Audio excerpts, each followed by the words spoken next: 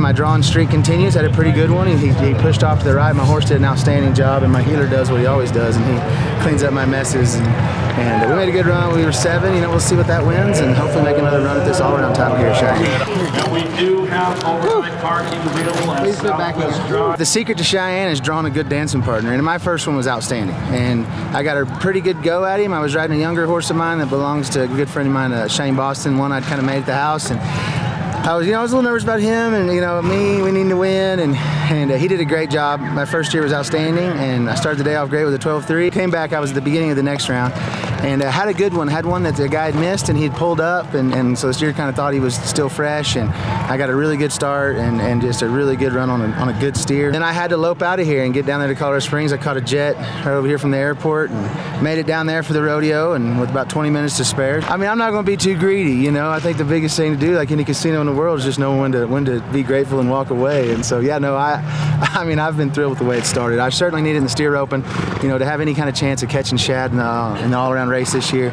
I really need to try to be at the steer open finals, and that's a goal of mine. I've had, I've been steer open now for a couple years, and I've really been working really hard every day at the house, and I got some great people around me that help me, and the steer opers are just the greatest guys in rodeo, I think, and every one of them has offered a hand of getting me started and helping me, and so I'm sure, that's my big goal this year, obviously, is to make the national finals, win a world title heading. Steer open is just the most cowboy event there is. You have to. And it's a lot like if you've ever drove the really fast go-karts, it's a lot like driving one of those, because I'm just a guy that wants to hit the gas all the time. And in heading, I rope and I'm hitting the gas when I'm leaving the box, and then I'm sticking the horns, I'm trying to keep the steer moving smooth. Like, everything's about speed. And the hardest thing for me in the steer open was learning when to hit the gas and when to pull on the brake a little bit.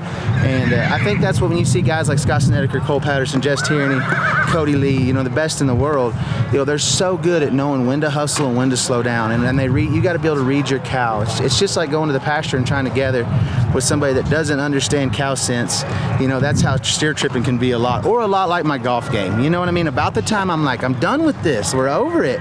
Then you hit that good drive on 18 and you're just like, when's the next one? You know what I mean? Steer open is just the most ultimate cowboy event, and I'm just thrilled to be doing good here at the Daddy.